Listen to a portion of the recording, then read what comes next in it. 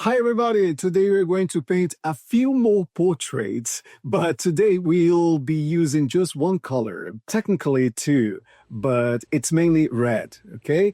The idea behind this exercise is to give you a chance to explore new possibilities in portraiture and focus on something really important, volume.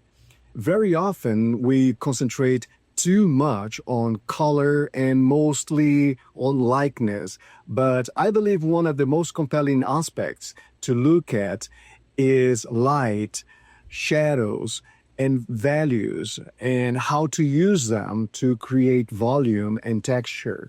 Because this is how the elements, the components of the image take form.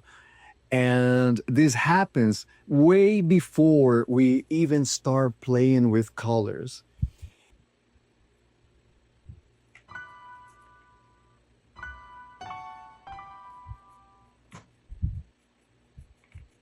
If you can make it right using just one color or variations of it, it means that you'll be able to do the same or even better with any color or any combination of colors.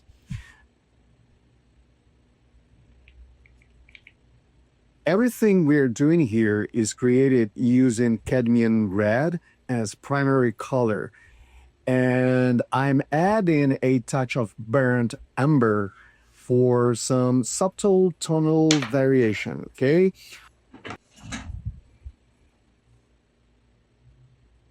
I started with this grayish paper, which gives a nice undertone, and later we'll see how the process works with other types of paper as well.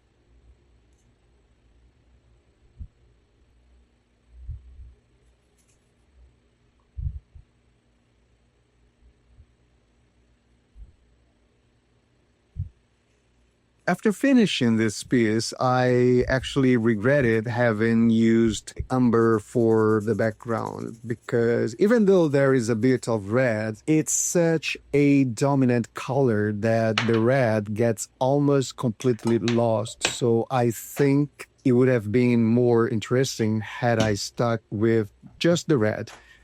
But yet, I still think it turned out a valuable exercise.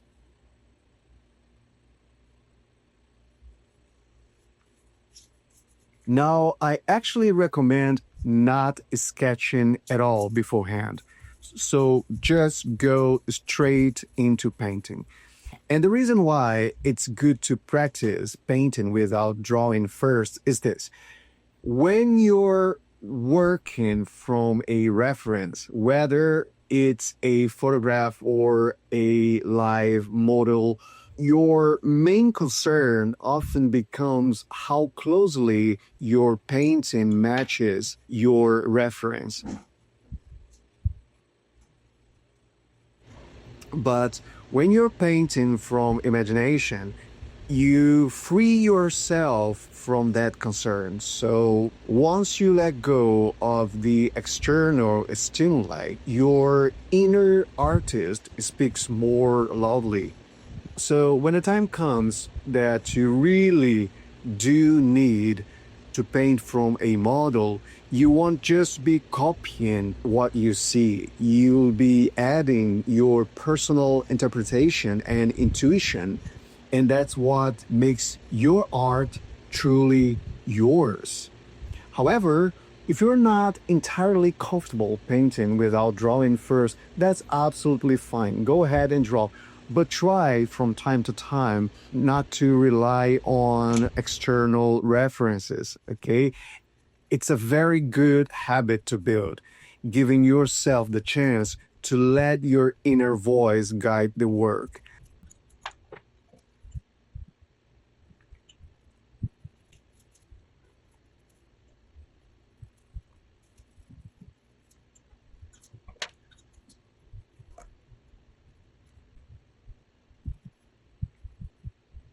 For this exercise, I am mostly working in red tones, but this monochromatic approach can be done with any color: blue, green, yellow, any color you like.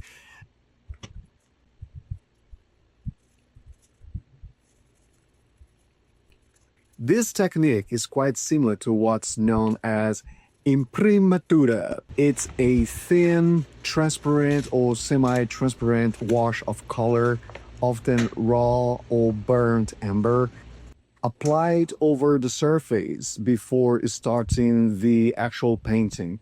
It's a traditional step in indirect painting method used by the old masters.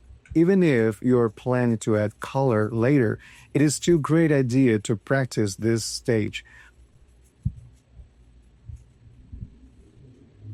Most portrait painters, especially those working in oils, make use of this technique because it establishes mid-tone values, helping balance light and dark more effectively. It also creates a unified undertone, subtly harmonizing the entire painting. And it also helps you judge values and color temperature more accurately during your painting process.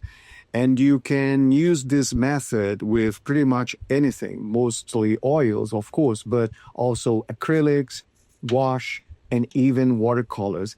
In fact, you can create some very striking portraits using just one color in watercolor. Now, when you're painting a flat composition, try to let your brush follow the natural flow of the form you're painting. For instance, everything here is painted in a single red tone. No changes yet, no darker reds, just the same flat red. However, I am already defining the eyes, the nose, the hair, everything. Even at this early stage, you can see the features begin to emerge simply because of the brush strokes. They create texture and leave a kind of visual trace. To me, that is something beautiful. When a painting invites you to come closer, to discover details that aren't obvious at first glance. It's that sense of something more. Even in a seemingly simple or straightforward composition, that makes it captivating.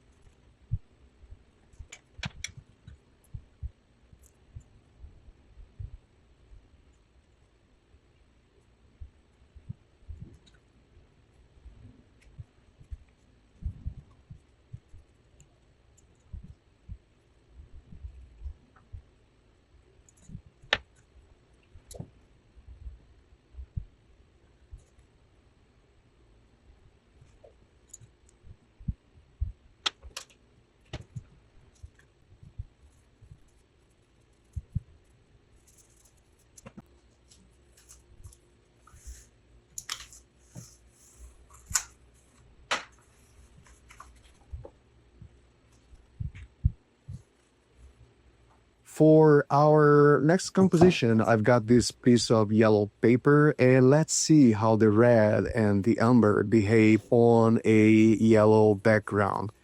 I'm just marking out the features again, and then when I come in with the second color, I use it to reinforce those features. Once again, I'm using red here, but remember you can use this with any color.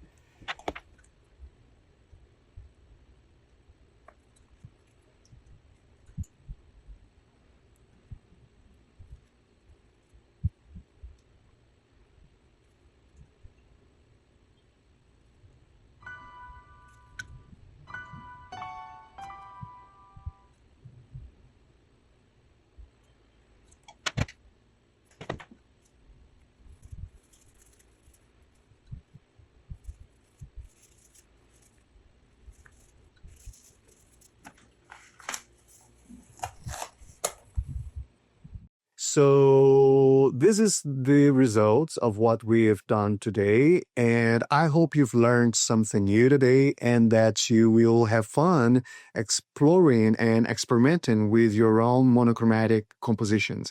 It's fun. It's a really engaging exercise, and it will definitely help once you move on to more complex color work. Okay.